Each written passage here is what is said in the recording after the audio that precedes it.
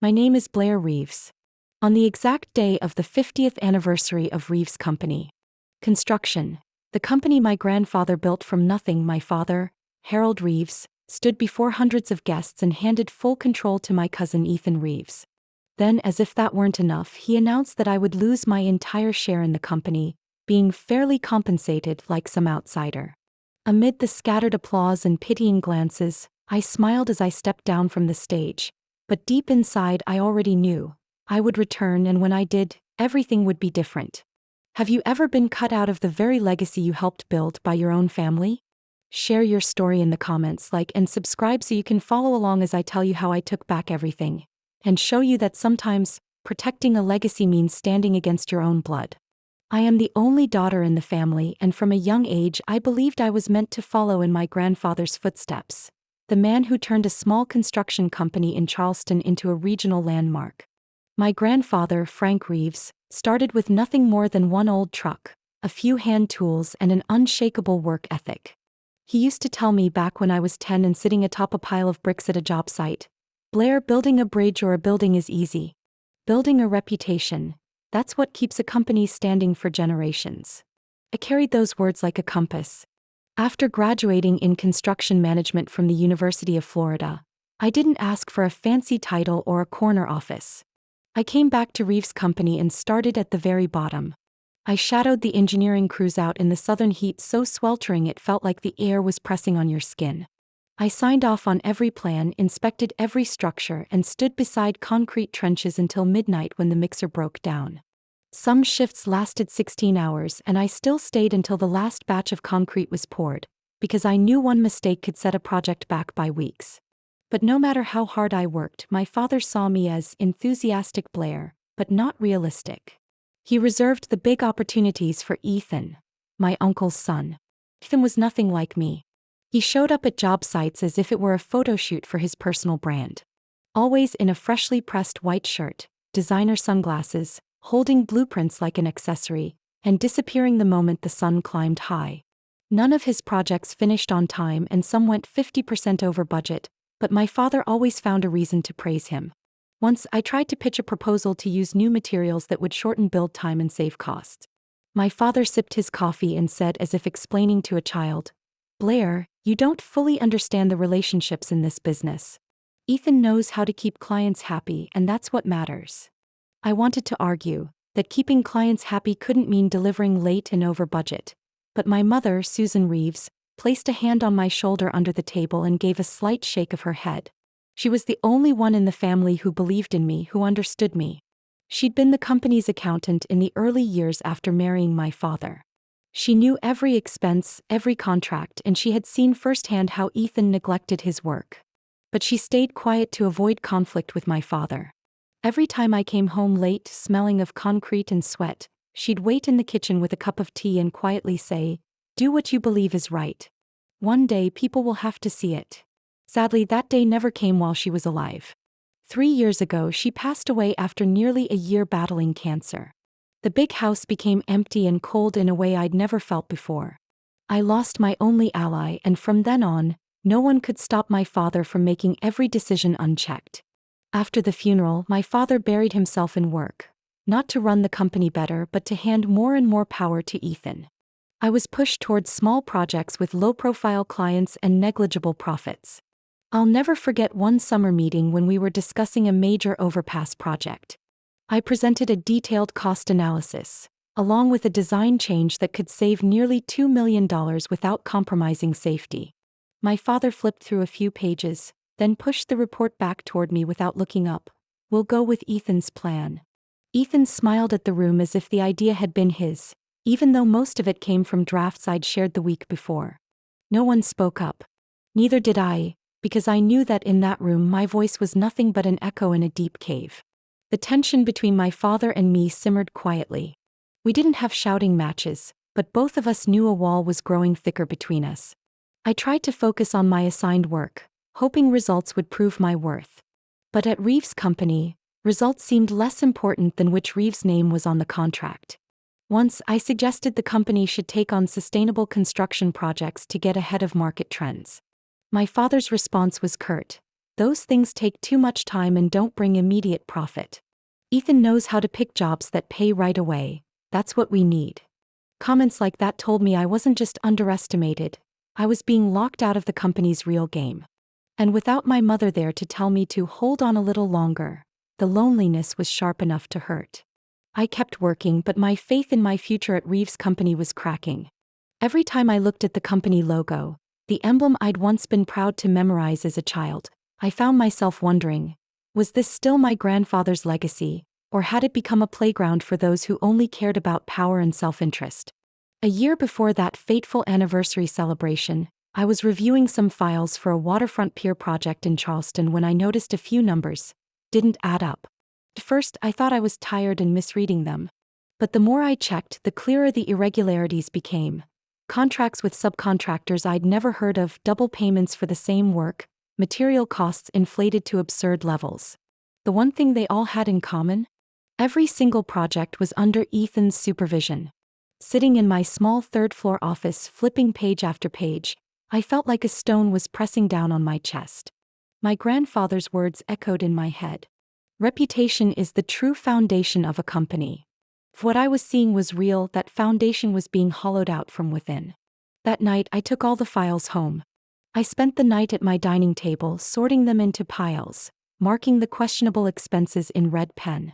Outside, rain pattered softly on the roof while I tried to piece everything together into a clear picture. The next morning, I arranged to meet my father privately in his office. When I stepped inside, the familiar scent of polished oak and cigar smoke filled the air, a smell that used to make me proud but today tightened my stomach. He was standing at the window, looking out at the docks where Reeves' company had built its first projects. I set the file on his desk, keeping my voice steady. "Dad, I need you to look at this." He turned, glanced at the stack as if it were just another project report. But after flipping through a few pages, his eyes sharpened. "What is this?" "A summary of the phantom expenses and fake contracts in recent projects. I've checked them over and over. There are multiple transactions that aren't transparent. Every one of them is under Ethan's watch." He stayed silent for a few seconds, then closed the file and set it down gently. "Blair, you have no idea what you're getting into." "I know exactly what I'm getting into. This is our family's company. If there's wrongdoing, we need to deal with it before it gets out of control." He planted both hands on the table, leaning toward me. His voice was low, but each word seemed to freeze the air between us. "Blair, don't destroy your own future." I froze. "What do you mean?" "I'm trying to protect this company." "No, you're threatening it. Ethan is the one we've chosen to inherit it. What you're doing is only causing internal chaos." I searched his face for the slightest flicker of doubt, but all I found was a solid wall of blind faith in Ethan. I knew then that I had just crossed an invisible line. Within a week, I was removed from all major projects. My access to the internal financial system was cut off. The strategic meetings, where I had once presented improvement plans, were now held without a chair for me. Instead, I was handed a small project in the suburbs, building a storage warehouse for a local business. It was the kind of work any junior engineer could take on. I knew this wasn't a normal assignment. It was a message.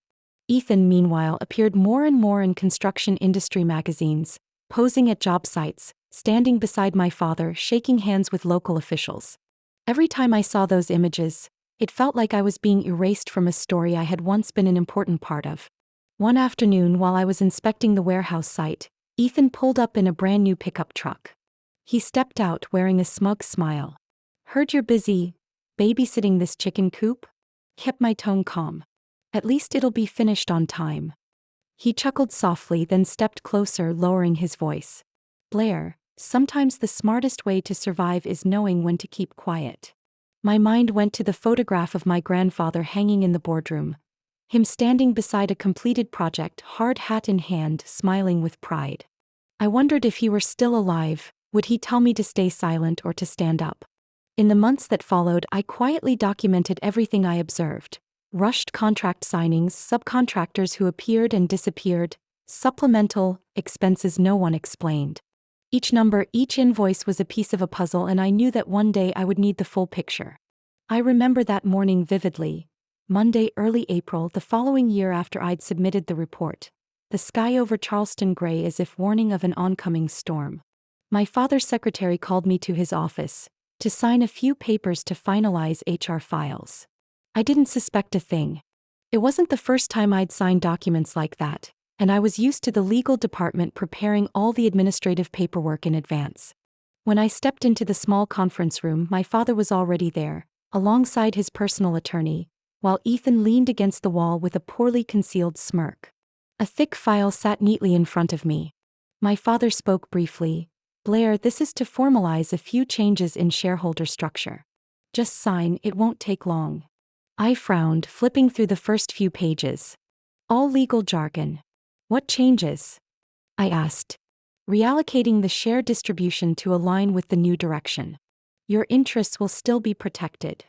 I hesitated, but at the time, part of me still believed he wouldn't push me out of the family legacy. I signed.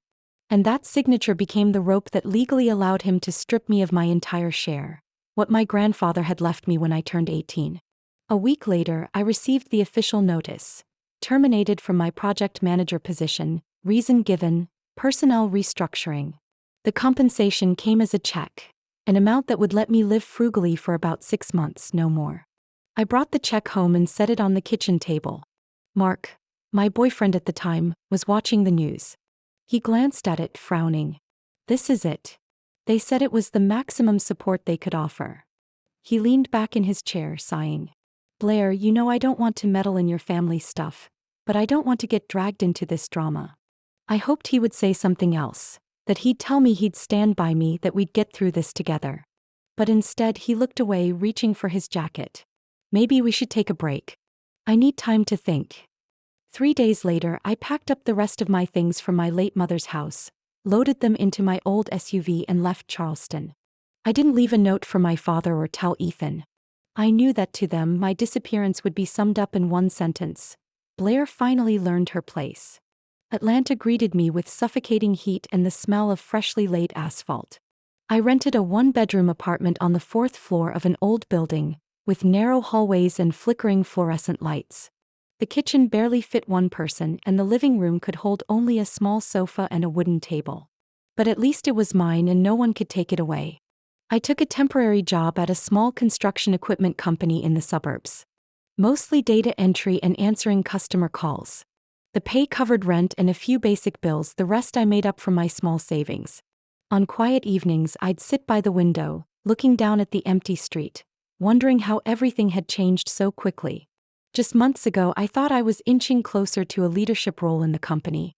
Now I was pushed to the fringes with no place in either my work or my family. Occasionally, the mother of an old friend from Charleston would call to check in. When she learned I was working in Atlanta, she hesitated. "Blair, your father said you needed some time to find your own path." Yes, I suppose that's true. But I knew he didn't want me to find any path. He just wanted me gone from his and Ethan's. Those early days in Atlanta were long stretches of learning to live with silence. No mother's voice calling from the kitchen, no job site meetings, no debates over materials or deadlines. Just the creak of the ceiling fan and the tapping of keys during my evening shifts. Still, deep down, part of me never accepted that this was where the story ended. I didn't know when or how, but I believed there would come a day I'd return. And when I did, I wouldn't reclaim my position. I'd reclaim the truth that had been buried. I never expected that a chance encounter at a small cafe on the corner of Peachtree would completely change my life's trajectory. That Saturday afternoon, I'd finished a side shift at the hardware store, my clothes dusted with cement and sweat. I chose a table tucked in the corner, planning to buy a coffee and quietly browse job listings. While I was looking down at my phone, a warm, familiar voice spoke. "Blair Reeves? Is that really you?" I looked up and saw Carter Hayes, the architect I had once worked with on a Charleston port renovation project before everything fell apart.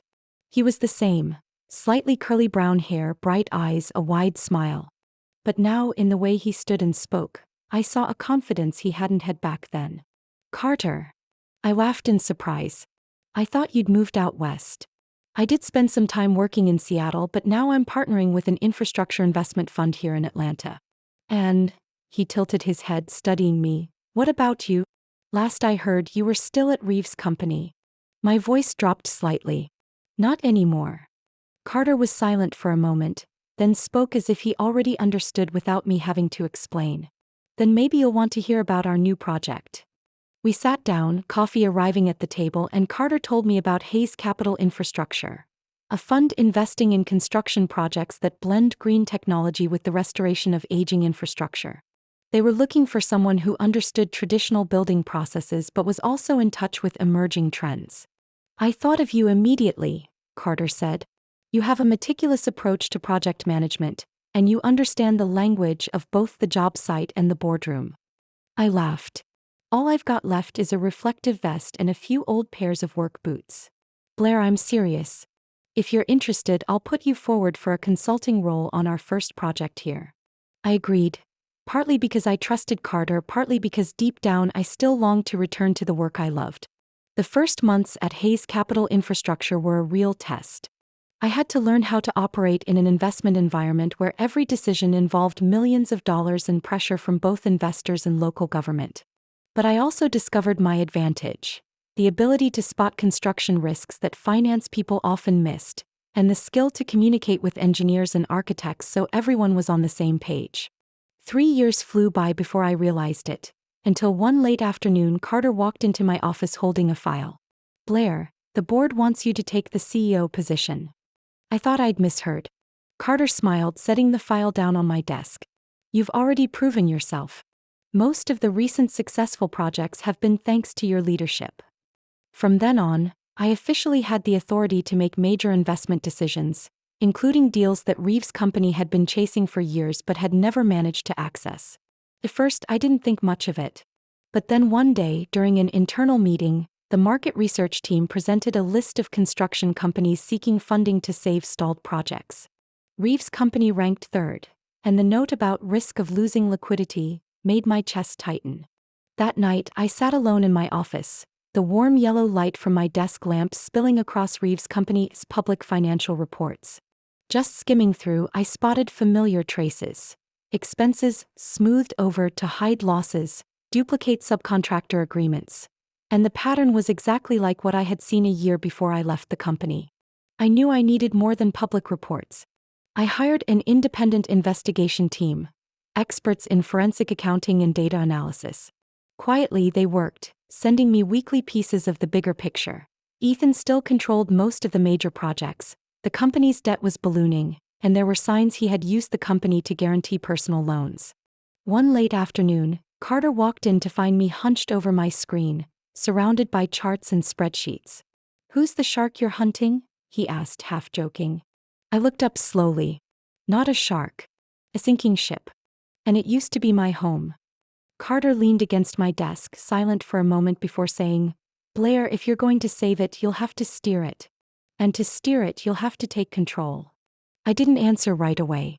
But inside I knew Carter was right. I'd lost everything once without fighting back. This time I wouldn't let that happen. From that day I began building a long-term plan. I quietly bought up Reeves' company's debt through intermediary companies, while also approaching the strategic partners they depended on. Every move was calculated, like laying bricks for the foundation of a massive project. I knew that when the time came, everything would be ready for me to return, not as the daughter they cast aside, but as the only one holding the company's lifeline. News of the cracked bridge spread fast. The span had opened late last year under Ethan's oversight. 6 months later, a concrete section nearly 6 feet long had fractured, exposing rusted steel rods. The image flooded the evening news, alongside footage of Charleston residents standing before cameras, demanding Reeves' company be held accountable. I sat in my Atlanta office, my computer screen filled with local news sites and construction forums. Every headline, every image confirmed what I had predicted long ago. The company was rotting from the inside. But this time it wasn't me who saw it. The whole town did. A few days later, the press reported that the state had canceled Reeves' company's contract for a new highway project worth tens of millions of dollars. The lawsuit from the town over the cracked bridge had already been filed in court. I knew this would trigger a chain reaction. Investors pulling out, banks tightening credit, partners halting collaboration. That evening, I was having dinner with a group of investors at an upscale Italian restaurant in downtown Atlanta. I had finished presenting a project when a familiar figure appeared at the entrance. My father. He wore a dark blue suit, his tie slightly askew, his face drawn with dark circles under his eyes. A far cry from the confident, arrogant image I remembered. When our eyes met, he paused briefly, then walked straight to my table, ignoring the curious glances around us. "Blair, we need you." The words weren't loud, but they silenced the table. I set my wine glass down, meeting his gaze. "I'm in the middle of a meeting." He hesitated, then tilted his head. "Sorry, but this can't wait." I signaled for Carter to continue leading the rest of the discussion with the investors, then stood and followed my father into the quiet hallway. The golden light above made him look far older than his age. "Care to explain why you had to find me tonight?" I asked evenly. He exhaled, hands in his pockets. "The company is in crisis. The press, the courts, the banks, everything is turning against us. I need your help." I studied his face. The usual pride was gone, replaced by exhaustion and strain. But I also remembered he had signed the papers that stripped me of all my shares. "What do you need from me?" I asked slowly. "You have experience, you have industry connections, and I know you're running Hayes Capital. You can save the company." I let out a faint smile. "Do you remember the last time you let me sit at the boardroom table? Or the last time you listened to one of my proposals?" I continued. "You didn't believe me when I brought proof of fake contracts. You pushed me out, and now you want me to come back and rescue everything?" He was silent for a few seconds, then said quietly, "I know. I was wrong. But this is more than a company. It's the family's legacy." "You're right. It is a legacy. But you let someone gut it until it's rotting." He looked away, taking a deep breath. "What are your conditions?" That question told me more than any confession could. My father now understood that the balance of power was no longer in his favor. But I didn't rush to answer. I wanted him to feel the full weight of the years between us. "This isn't about helping family anymore, Dad. This is a business decision. And I don't make decisions without knowing the whole truth." He nodded, his eyes searching for some sliver of hope. "I'll show you everything. Just agree to meet at the office tomorrow. 9 a.m. tomorrow. But you should know, if I come back, I won't be walking in as the daughter you pushed aside." "I understand." We left the restaurant. When I returned to the table, Carter gave me a knowing look but didn't ask. "There might be a special project coming up," I said briefly. Inside me, part of my chest still felt heavy with the past, but another part knew clearly. This was the moment I had been preparing for all these years. I arrived at Reeves Company headquarters on a morning when the Charleston sky was overcast, the scent of last night's rain still lingering on the sidewalks. The office building, with its stately white columns and bronze nameplate, looked the same, but to me now, it felt like a crumbling fortress, proud on the outside, cracked to its foundation within. In the large second-floor boardroom, my father sat at the head of the table, fingers interlaced, with Ethan to his right, trying to maintain confidence. But I caught the tells. His hand gripping his glass, his thumb tapping against it, his throat swallowing hard again and again.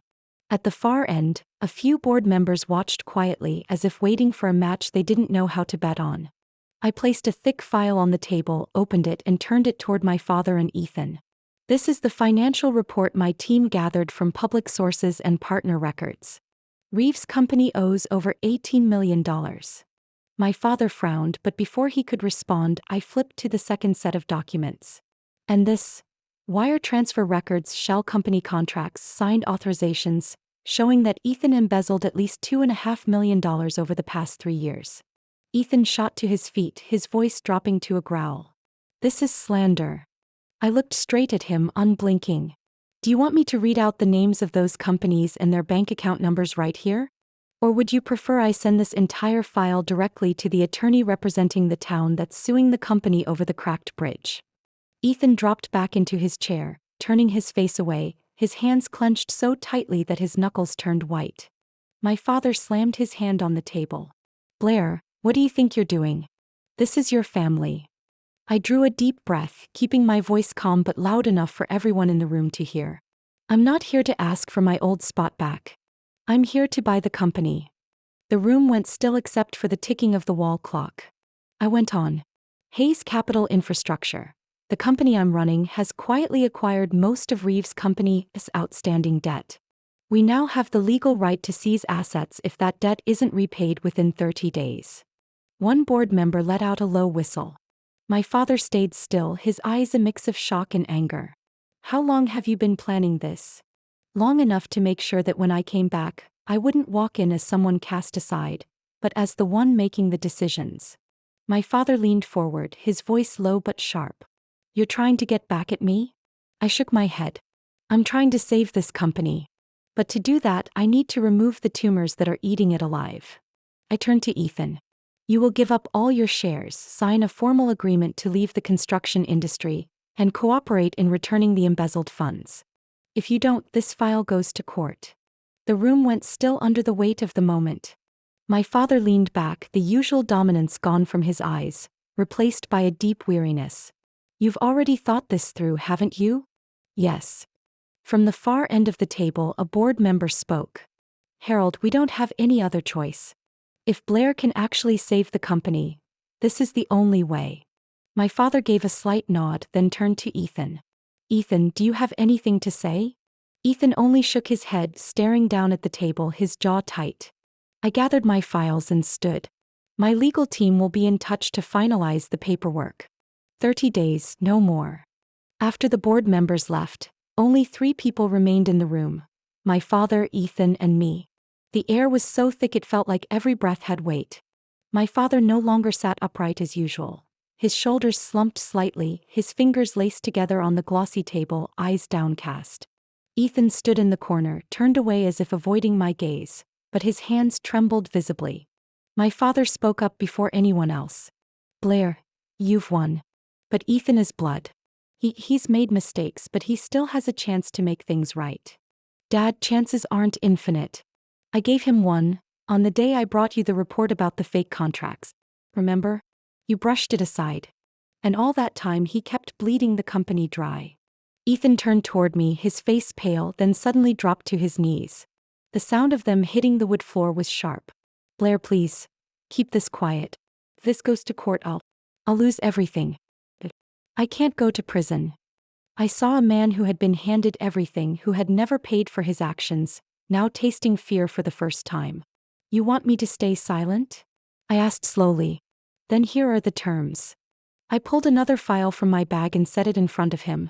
You will forfeit all rights in Reeves' company, transfer every share you own to me. And you will sign a binding agreement to leave the construction industry for good. No using your name, no shell companies, no coming back in any form. He opened his mouth to protest, but I raised a hand. If you agree, I'll keep the embezzlement matter between us and my attorney. If not, tomorrow this file goes to the district attorney's office. He looked to my father for the protection he'd always counted on. But my father only closed his eyes and sighed. Ethan, you brought this on yourself. His voice was lower now, carrying both fatigue and sadness. Do what Blair says. Ethan bowed his head, his hands gripping the edges of the file so hard they blanched. After a long pause, he picked up the pen and signed, his handwriting trembling. I collected the papers, neatly, as if performing a final ritual to close a long chapter of the company's history. My father looked at me, his eyes a mix of wounded pride and a trace of acceptance. And me. I kept quiet for a few seconds before answering. You'll keep an honorary advisory role. No operational control, no interference in board decisions. In return, I won't go public with the full embezzlement case and other financial misconduct. I don't want to destroy Reeves' company's reputation, even if that reputation is no longer intact. He leaned back, his gaze drifting as if replaying every project he'd once been proud of. Maybe this is the best thing I can do for the company, and for you. I heard in his voice a quiet surrender. Ethan grabbed his jacket and didn't look at me again. When he left, the door closed softly, but the sound lingered in my head. Now it was my father and me, 2 people who had stood on opposite sides of a battle neither of us wanted but neither could avoid. He turned to me. Blair, do you really think you can save this company? I answered without hesitation. I know I can. But to do it I need full control. And as of today I have it. We no longer had the heated anger from before, only the heavy silence of what had been lost, and the fragile possibility of what might be rebuilt. 6 months after everything changed, a new sign reading Reeves Hayes Infrastructure was installed in front of headquarters. The day the covering was pulled away, I stood in the courtyard, watching the sunlight reflect off the polished steel of the logo. What I felt wasn't some triumphant victory, but a deep steadiness in my chest, as if the company had finally stepped out of the shadow I'd seen looming over it for so long. Restructuring wasn't easy. In the first 3 months, nearly a third of senior management left. Some by choice, some because I let them go. I replaced them with people experienced in sustainable construction technology, people willing to challenge ideas to protect them, not just nod to please the boss. I remember one internal meeting when I presented a plan to convert all production processes to recycled materials. A veteran manager frowned. "We've been doing it this way for 40 years. Clients trust our traditional quality, not these trendy things." I replied evenly but firmly. "We keep the quality, but the methods must change if we want to survive. Tradition is not an excuse to stand still." The result? Within half a year, we signed the largest contract in the company's history with the state government, a project to renovate the transportation infrastructure to meet new sustainability standards. On signing day, the photo of me shaking hands with the state representative appeared on the front page of the local paper. The amusing part? My father kept that paper, laminated it, and hung it in his new office at the corner of the building. He's absent from the head of the table in meetings now. Instead, he sits toward the end, listening and taking notes. Sometimes he offers advice on maintaining relationships with longtime clients or warns of potential threats from competitors. I don't always agree, but I respect his experience, and maybe, in some way, he has begun to respect how I lead. We rarely spoke directly about the past. He never said the words, "I'm sorry," but sometimes the way he looked at me during meetings or while stepping onto a job site was enough for me to understand he knew he'd been wrong. And to me, that change was a quiet but genuine admission. Ethan vanished from Charleston as if he had never existed. No one mentioned him in meetings anymore, and I didn't ask.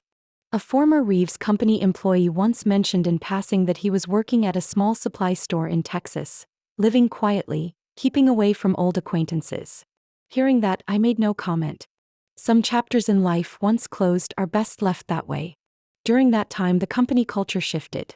Younger engineers felt confident proposing ideas, and the management team began actively seeking creative solutions. I encouraged them to spend 1 day a week learning new technology or visiting model projects in other states. Gradually, I felt the pride return to every job crew, every branch office. One late autumn afternoon, my father and I went to inspect progress on the coastal bridge, the first major project for Reeves Hayes after restructuring. Standing high above, with the ocean wind whipping around us and the sound of machinery echoing beneath, I noticed my father was silent for a long time. When I turned, he was looking toward the horizon where the deep blue water stretched endlessly. "Blair," he said, his voice low and slightly hoarse, "this bridge will stand longer than I will." In that moment, I felt something I had never experienced in all those years: trust. Reeves Hayes had grown beyond being a construction company.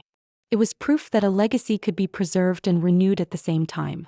And to me, it was also proof of another truth: that sometimes the path to healing isn't to go back to where things began, but to build a new, stronger foundation so everyone can stand together without fearing another collapse.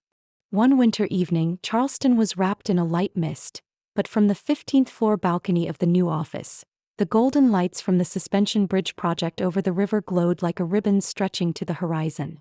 Most of the massive cables had been installed, each weld catching the light like a tiny star. I wore a long overcoat, holding a steaming cup of coffee, listening to the familiar sounds: the rhythmic clang of hammers, the crackle of welding, and the waves hitting the bridge piers in the distance. All of it blended into a song I had heard my whole life, but now it played in a different key, the melody of a new chapter. The glass door behind me opened and my father stepped out onto the balcony.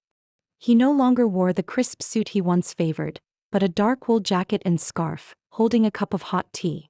"Still not heading home?" he asked, his tone softer than it had been in years. I wanted to look at the bridge a little longer. It's the first project since Reeves Hayes officially started, and the biggest in the state. I want to remember what this feels like. He stood beside me, silent for a moment, then said quietly, "Back then I used to take you to job sites so you could smell the cement. Remember?" I laughed. "I do. Back then I had no idea what you meant, just thought it was dusty and noisy.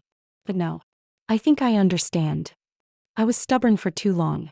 Thought there was only one way to protect the company. But that way almost killed it. I realized this was one of the rare times he spoke about his mistakes. What matters is that we're still here looking in the same direction. He cleared his throat as if wanting to say more, but instead handed me a small envelope. Inside was a photo of 3 generations. My grandfather in the middle with his hand on my father's shoulder, and me at 10 years old, hair tied high, wearing an oversized reflective vest and holding a hard hat. Found it while clearing out the archives, he said slowly. Thought, maybe you should have it.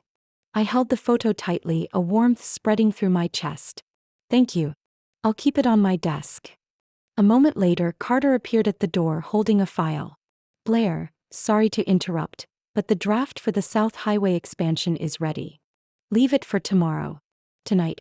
I want an evening without spreadsheets and deadlines. Carter smiled and stepped back inside. My father watched him go, then said quietly, he trusts you, like a lot of people here do. They see you doing what I no longer had the strength to do. I could do it because you gave me a foundation to start from. Even if I had to rebuild almost everything, that foundation still came from family. He gave a faint smile. For the first time in many years, it was a smile without distance. I turned back to look at the suspension bridge. Below, the workers moved under the golden light spilling from the riverbank, each one a small point of light, but together forming a complete system. A project like this can't be built in a single day. And just the same, rebuilding and repairing a company takes time, patience, and the determination to never give up. The night wind was colder now, but I stayed there, breathing in the mix of sea salt and metal from the job site. In that moment, I felt a rare balance between a past full of conflict, a present in recovery, and a future opening ahead. That bridge would soon be complete, connecting 2 shores once divided. And maybe, in some way, we were doing the same for ourselves. There are bridges that connect riverbanks, and there are bridges that reconnect relationships once thought broken. The difference is, to rebuild a bridge in someone's heart, you sometimes have to set boundaries, even accept losses before you can find real peace. I don't know if we'll ever be as we once were, but maybe that doesn't matter anymore. What matters is that I chose the path I believe in and kept moving without carrying regret. And what about you? If you were in my place, would you choose to forgive, or to let go to protect yourself? I truly want to hear your answer. Share your thoughts in the comments below. And if you want to keep joining me for more deep, real stories about family, betrayal, and how we find ourselves again, don't forget to like and subscribe. I still have many stories to tell you, and maybe one of them will make you look at your own life differently.